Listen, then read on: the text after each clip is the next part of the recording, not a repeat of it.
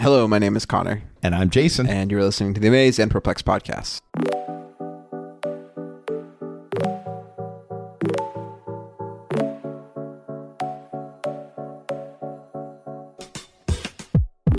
We want to welcome you back, and we are in Matthew 18. We finally finished Matthew 17. Not that it was a burden, but it did feel like it took a long time. Finally.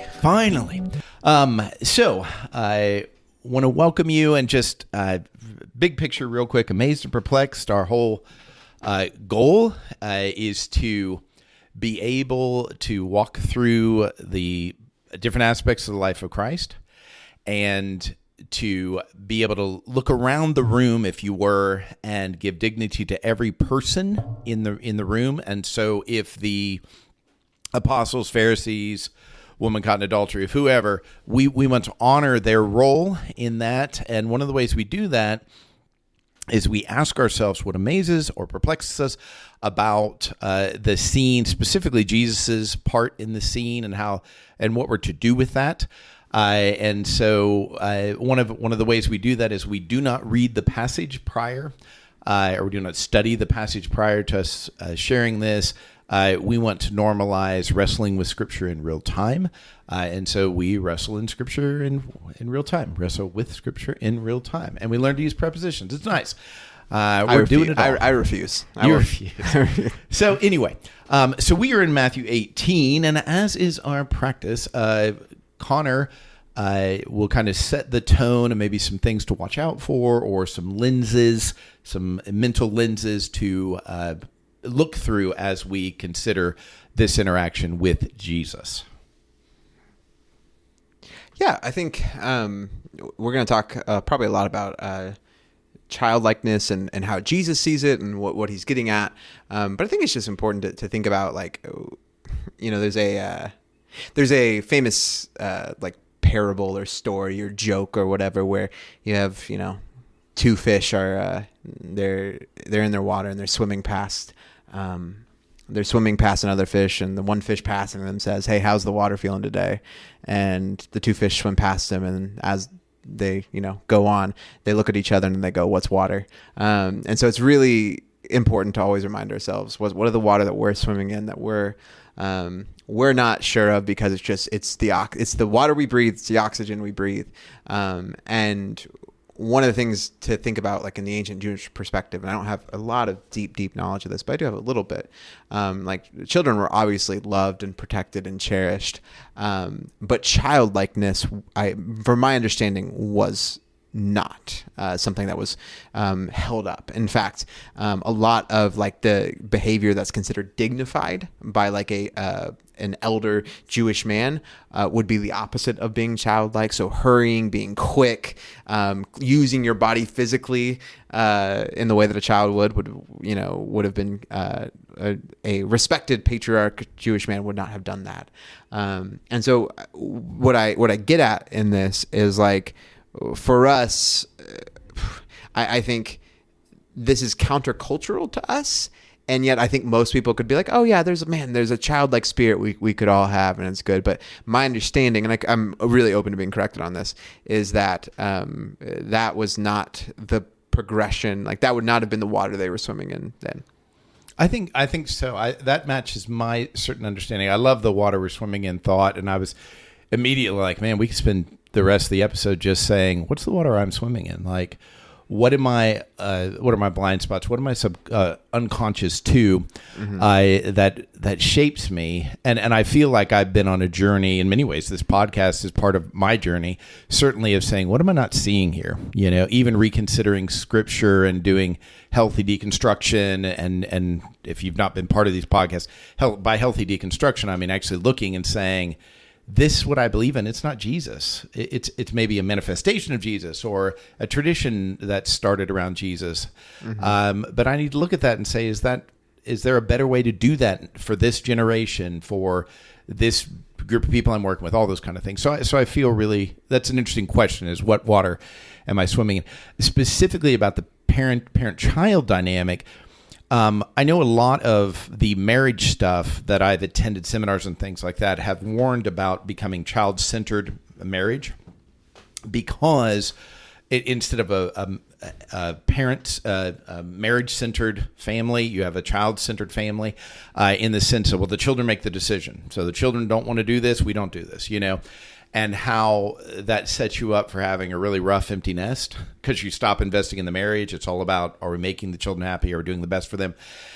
So in that, I think, speaks to the larger culture that actually has a different problem than the Jewish people had, where we honor the children so much and don't, let the children's autonomy. I'm just going to say it this way. Jewish culture didn't honor the child's autonomy. Okay. This is a large width of time, but Hannah gave Samuel to an old priest who wasn't raising his sons well. I'm like, they valued their children in a different way. And that's not to suggest Hannah didn't love her child. But I do think there is that piece. I have no idea how it plays out or if it's even an effect here. But I do think if I didn't know about these words of Jesus and somebody said, we should be more like children, I'd be like, no, we shouldn't. We overindulge our children. Our children tend to be spoiled. Like, you got to work hard not to spoil your child now because we live in affluence. And, there's food. Yeah, there's food. Yeah, we have food. And so anyway. So I do think that would be a difference. But in some ways, though, I think the mature aspects of our culture would also devalue childlikeness. And what you said about like when Zacchaeus climbs a tree, he's immediately, ugh, what's this guy doing? Or when somebody runs, that's true. But I also think simply asking questions, being curious. I can honestly say that's one of the things I feel like was drummed out of me in the way I was raised in Church of Christ churches. Was curiosity leads to trouble. You just accept what we say and don't ask questions. Basically, don't be perplexed, and honestly, don't be that amazed. And children, I think, if you enjoy being around children, that's one thing you enjoy is they're so amazed at this. And then you do something funny for your kid, they're going to want you to do it over and over and over and over again. That's so good. I want to talk about that, but let's shoehorn in the Bible. Let's get the Bible in here. So I'm going to start at verse 1 of Matthew 18. At that time, the disciples came to Jesus and asked, "Who then is the greatest in the kingdom of heaven?" He called a little child to him and placed the child among them, and he said, "Truly I tell you, unless you change and become like little children, you will never enter the kingdom of heaven. Therefore, whoever takes the lowly position of this child is the greatest in the kingdom of heaven, and whoever welcomes one such child in my name welcomes me." So, Connor, what about that quick exchange amazes you? Yeah, I think we recorded a podcast. It was one of my favorite we've ever recorded on this. I think at this point, like 4 or 5 years ago. I think it was a long time ago. I remember, yeah. And so I hope we're not repeating that. It's one of those continual things that I'm just moved by. I'm moved by it. The fact that childlikeness is the standard. It's the standard for the kingdom. Like that is such a beautiful picture of what God is after here on earth. What God is after for me and what, not just like what he's after, but like what I need. That for me to participate, to be a part of the kingdom, that this is something that all believers have to have in common to one degree or the other. And it's one of those things that I think about when what unites me with anybody at my church or another church or, whatever it is. Usually, we don't go like, well, tell me about the church. Tell me about Memorial Drive, Jason. I'm like, well, man, we're really childlike here.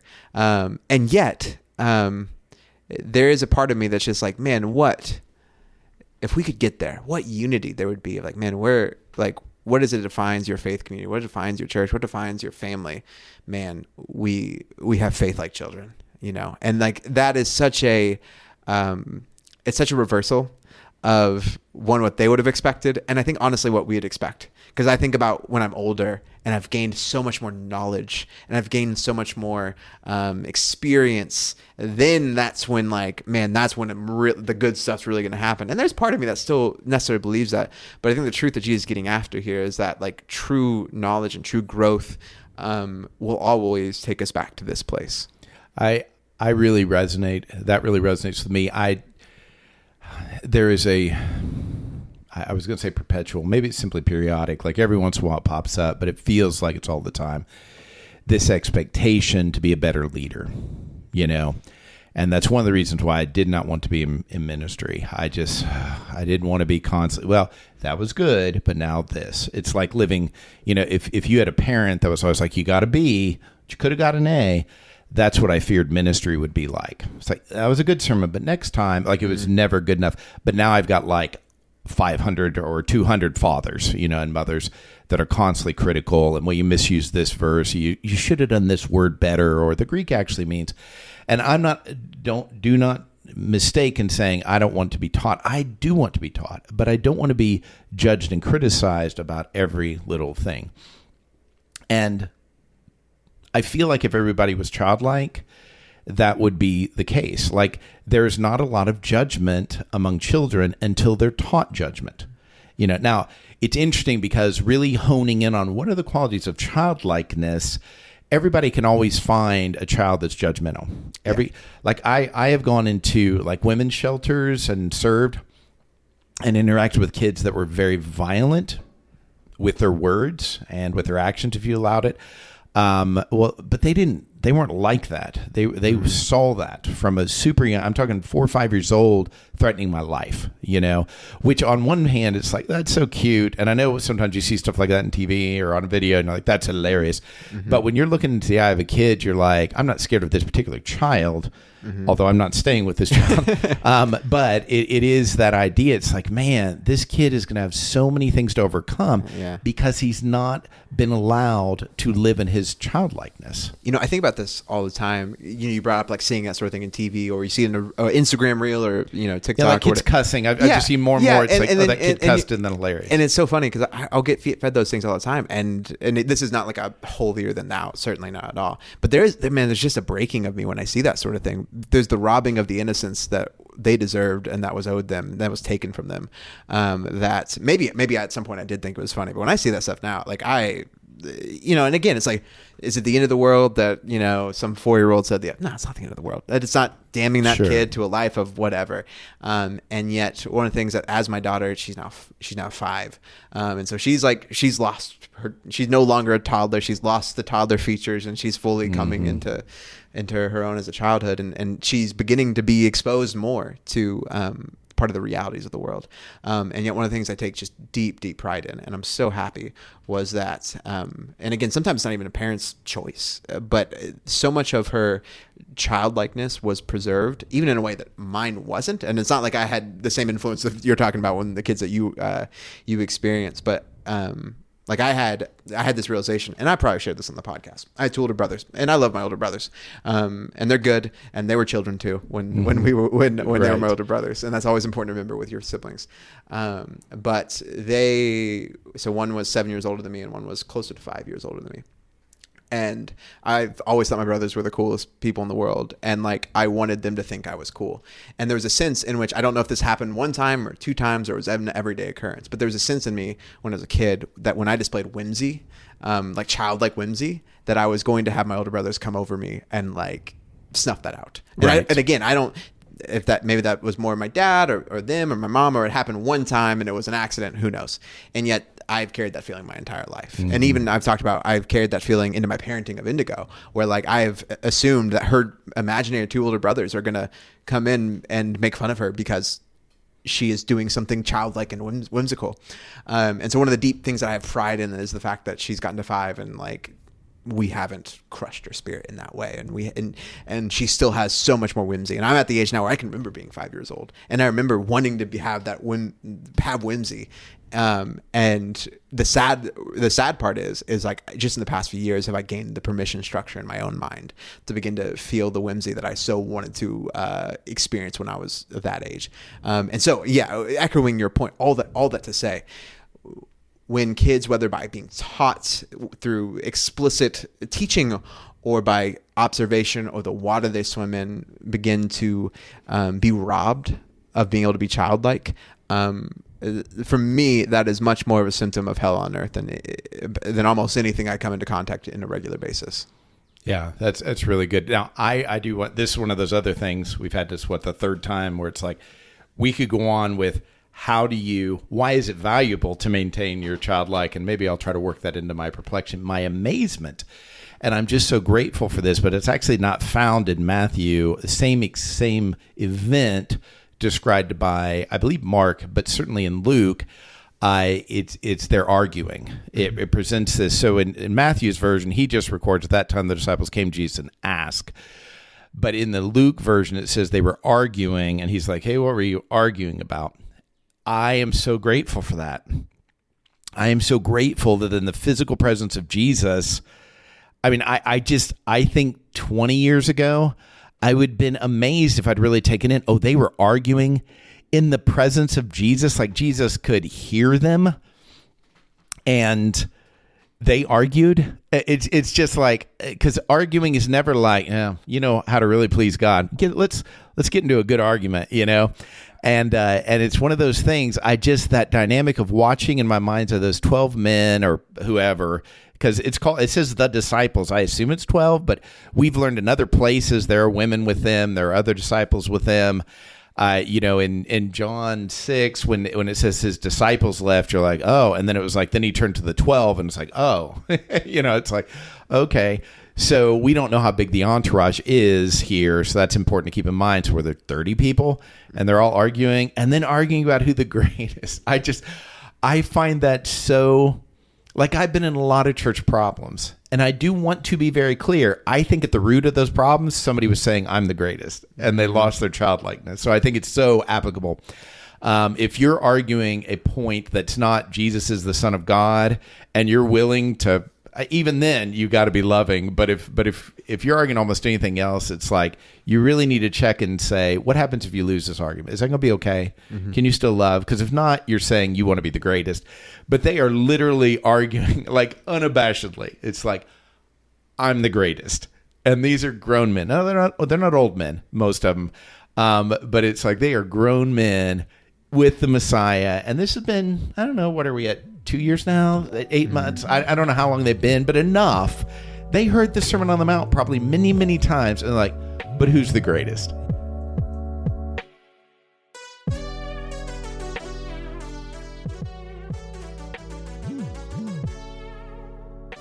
Man, that's so good. And I think there's even a contrast here that I never had thought about, where like the sort of arguing they're doing is not necessarily the wrestling with scripture. Like we don't get the sense that like they're like, oh, okay, well, in the Torah it says this, but then we read in the Psalms there's that, and man, Jesus, help us understand. Like there's a sense in which this is more about like, man, how am I going to be the greatest, or how can I, or who is, and that is a complete perfect encapsulation of unhealthy childlikeness. Like that is a perfect encapsulation of what it would look like. So with my daughter, like we tell my daughter all the time, she, you're beautiful, man.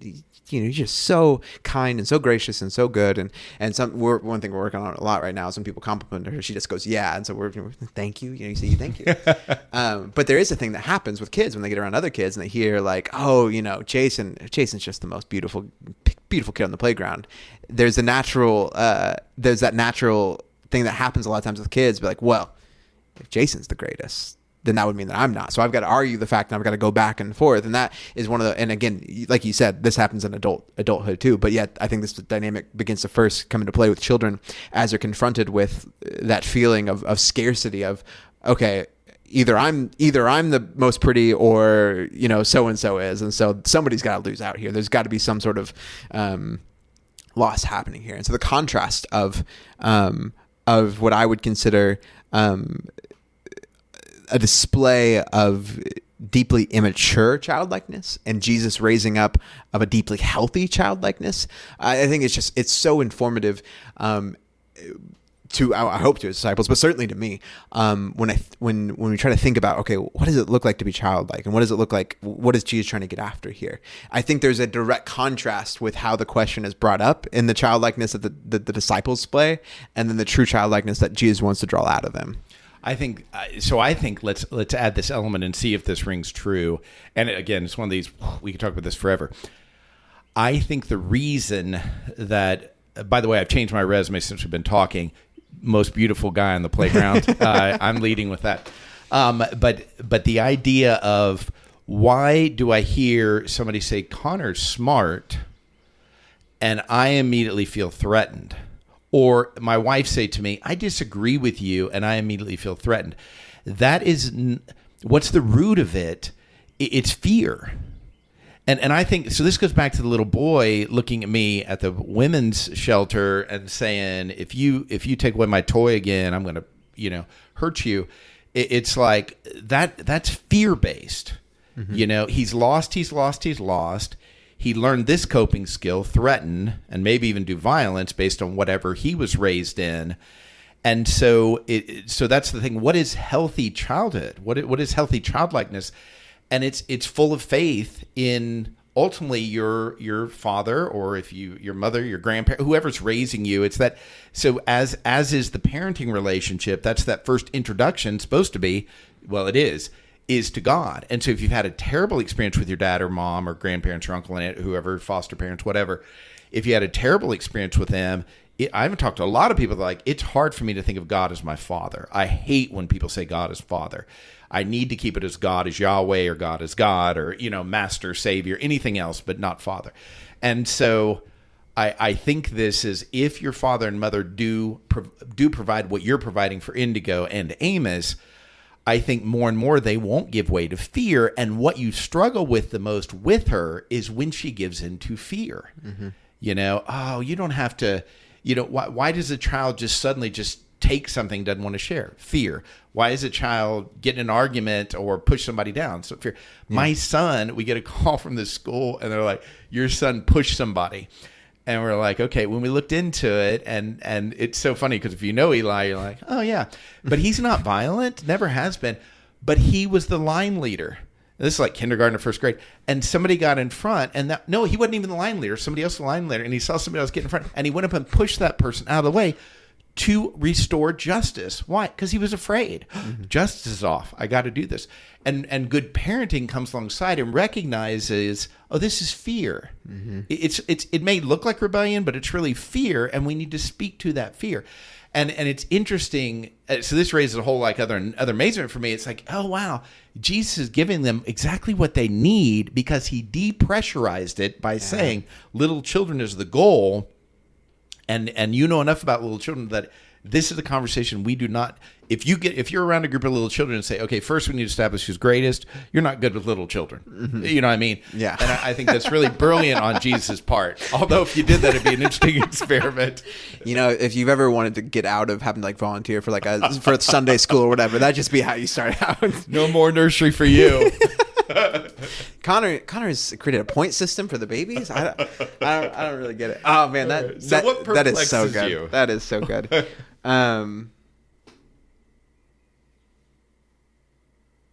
Yeah, man. Oh gosh, that's so good. There's so many amazements that I could touch on, and all the perplexions, they come from the fact that I think the one that's just hitting me right now is why doesn't Jesus like they are being so mature? And there's part of me that wonders, is there some slyness with Jesus here as he tells him, as a kid runs up to it, as he pulls a kid and goes, are they supposed to get what he, are they supposed to get is there a double entendre here, or, a double meaning here that it's easier to pick up on if you're in person? And if that is, then maybe that takes away some of my perplexion. But yet, there is a sense of what, you want to be cut it out. You little babies, and maybe again that is exactly how he words it, is a way that would hit them in that way. I don't know, but there's that part where it's man, just what a bunch of children, and you are, by the Jewish reckoning, these were men, these were men. They were not old men, but they were men, and they're just.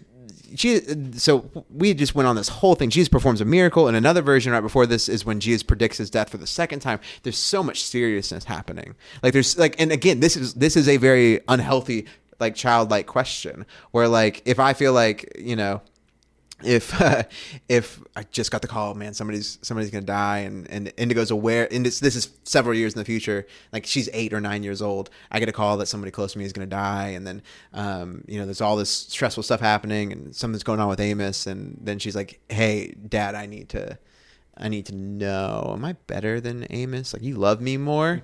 At 8 or 9, I'd be like, honey, this is not about you. You got it. In fact, I just had a conversation with her last night about not getting what we want, and for her it's she couldn't even hear it. But I feel like I was much more direct with her about like, the world doesn't revolve around you, sweetie, than like Jesus with his disciples here. And so part of me has to believe there's unsaid things here that we're just not picking up on. And yet I do want more forcefulness of like, you utter children, get over yourselves. Yeah, Jesus hasn't said the greatest command yet. He hasn't answered that question. If it was after that question, he's like, is this loving? Like when I was talking about, but yeah, I would expect him to say, stop it. I'm not even honoring this question. And so it is.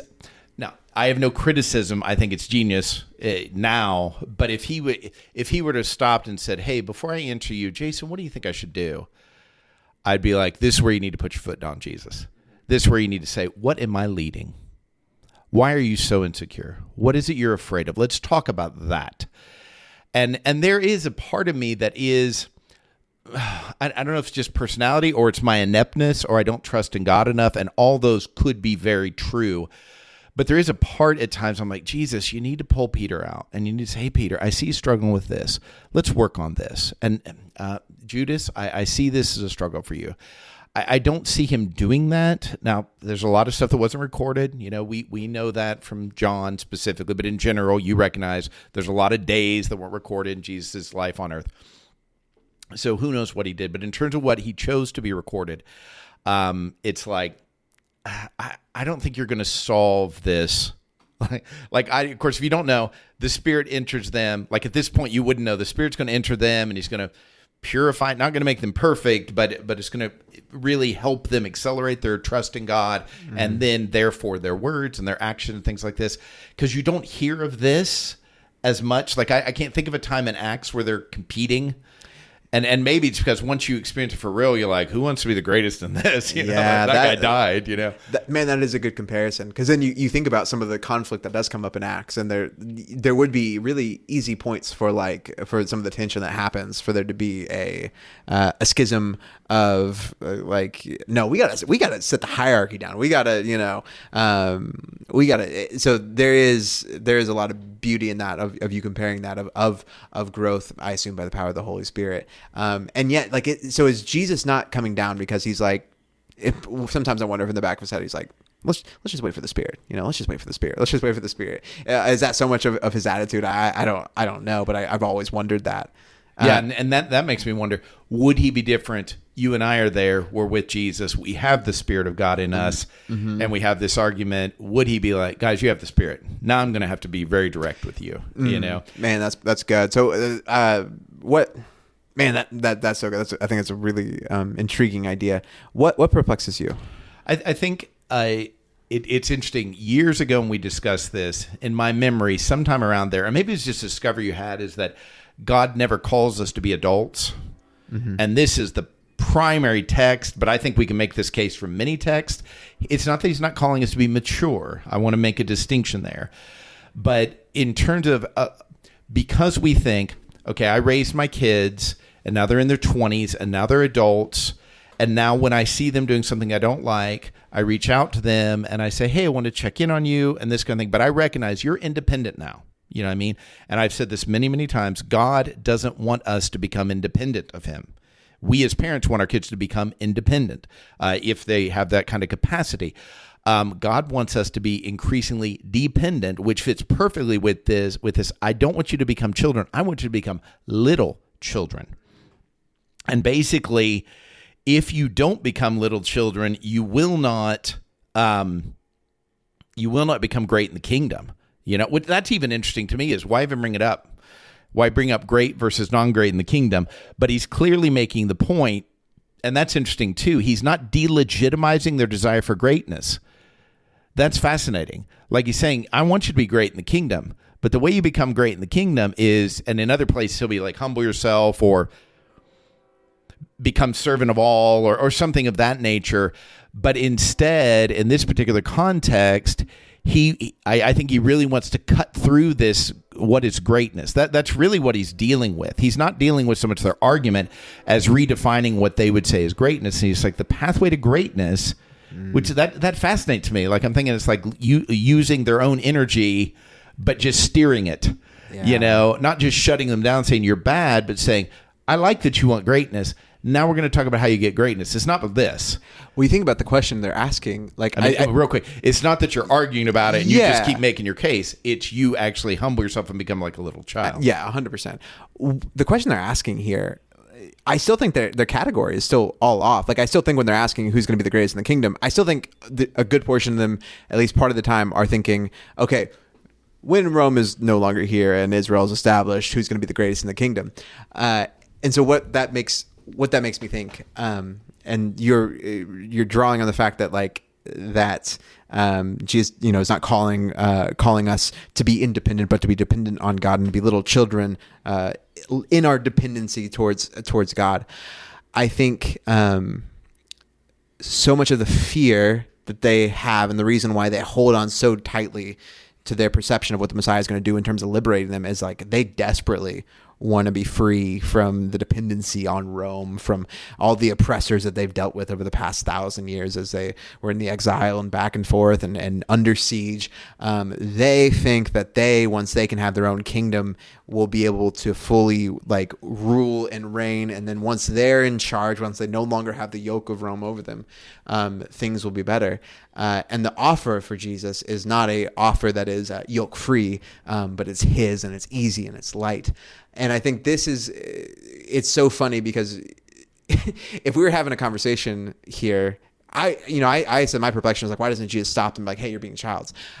I would want Jesus to even take a step further, be like, what do you mean by the kingdom? Tell me, you've not displayed to me yet. You understand what the kingdom of heaven even means. So you tell me what you think that means. And yet Jesus, he's a really smart guy. He's smart. He's really good at this. He's good at this. Oh. He should take up some sort of leadership role. Anyways, no, he's so genius in this because it's like their question is a childlike understanding of what God is doing in history. Their desire to be a part of the childlike thing is another childlike element of it. And Jesus, even in his questioning, is stripping both of those layers back to a further place, because for them, when Jesus says, therefore whoever takes the lowly position of this child is the greatest in the kingdom of heaven, I don't think they're thinking, okay, well, you couldn't possibly think, if you actually were intellectually honest with this and be like, okay, well, Jesus is clearly going to march on Jerusalem, overthrow the Romans, and then we're going to all be in a court-like setting in the temple or whatever. And then, as we're sitting at the right hand of Jesus as he, administrates over the new kingdom of Israel, we're all going to be like this child that Jesus happened to just grab around. That you can't logically think that's what Jesus is saying. And so he's even challenging both, I think the elements you talked about of their fears, but he's also attacking their deeply immature view of the grand thing that Jesus is doing. No, I think that is exactly right. And I love this conversation because I am thinking much more than I was 20 minutes ago. The more we talk, I'm like, oh, what about this and what about that? But and then this is the question that's most important to me probably is, how am I doing this? This goes back to what water am I swimming in? It's like, wait a minute. I love that you say, their desire is childlike. He talks kingdom. They want kingdom. And then they want to be good at it. You know what I mean? It's like, hey, Daddy, I like Amos when he's up and he's talking. He's like, I know you love football. Of course, you're going to have a football on him. He's going to have pictures in the next 6 months, probably of him in a jersey, But can you just steer him more general to college sports and not anyway? But that whole idea of, he's going to be like, Daddy does this, and I want to do this, And so there's something really beautiful about it, and they're going about it the entire wrong way. And we know from other encounters that I believe are not this encounter. Like when James and John, their mom gets involved and all that, that's a different encounter, same subject that happens later on. And they're even arguing about it in the context of the final supper. There's this piece of this argument. So they don't learn very well or very quickly, maybe that's better said. And I'm like, oh, that's me, excuse me. That's me, that's how I am. But it is that whole idea of what am I using maybe the right words? And maybe generally speaking, I've got the right spirit, but I am so confused about the reality that God is he's like, I haven't got to that yet, but I'm going to, because I believe if God brought everything you're doing wrong to you when you were like 18, 19, 20, you'd just stop. I mean, you'd just be so overwhelmed, you just give up. So I think he shows you gradually, just like he did with the apostles. I made this comment earlier, maybe even before we start talking about Peter's racism. I go to that a lot because it's so telling that Jesus doesn't stop very early on in the ministry and say, hey guys, Gentiles are equal to Jews. Now, he makes that case when he's preaching a time or two in vague sense and gets punished for it, but he doesn't force them to comply. Peter is still struggling with racism deep into his ministry, and I give a compassion. I'm compassionate towards him because he was raised with it, it was so deep into his muscle memory, into his nervous system, and I get it. Simultaneously, it's a good message for me is, Jason, there's still a ton of stuff that Jesus has to correct you in. And so there's that preposition thing. And you just need to be more and more relaxed that he knows how to be a good parent to you. You can be a little child and not have to strive and not have to worry about it, but to trust. He'll teach me when he's ready to teach me based on when I'm ready to learn. And he knows all that. This is not always true, but you can kind of get a sense when you are around a young family, if their kids are comfortable with their parents. Most kids, if they have a good attachment to their parents and are healthy, a lot of times they'll be hanging off them. They'll be using their parents as a jungle gym. And again, this is not a one-to-one. It's not always. It's not proof of necessarily anything, but it's a good guideline. And I think about the fact that Jesus, man, this is one of those areas where it's like, if anybody's listening to this that isn't bought into this, is where like, this is my full sell of Jesus. He is a brilliant intellectual, and he's communicating on all these levels here, and he is so patient with his disciples. He is also probing and honest and deeply thoughtful, and also little children are playing around him. And I think the picture of what like a good disciple looks like, it's people like that can communicate, that are comfortable in the people in front of them not necessarily understanding it completely, and understand the disciples and what they need in a moment. Like, I just get so overwhelmed because it's so easy to default to like the really important thing is that I have the knowledge down, or I have the communication style down, or I've got the rhythm down, or like, man, I'm just going to be somebody that's approachable. Jesus was all of it, and Jesus was I think probably the smartest man to have ever lived. And he had deeper understanding of the inner workings of his disciples in a way that we can't even possibly conceive of. And he was speaking to them on levels that we can't. And he's speaking to future generations of disciples on a way that we can't even begin to conceive. All that's happening, and the Spirit of Jesus is welcoming that little children are playing around him. And that, when I talk about, man, I want to be a disciple of Jesus, I want to be like Jesus. That's the sort of stuff I'm talking about. I think that's a beautiful picture, beautiful way to end. Grace, peace, and love.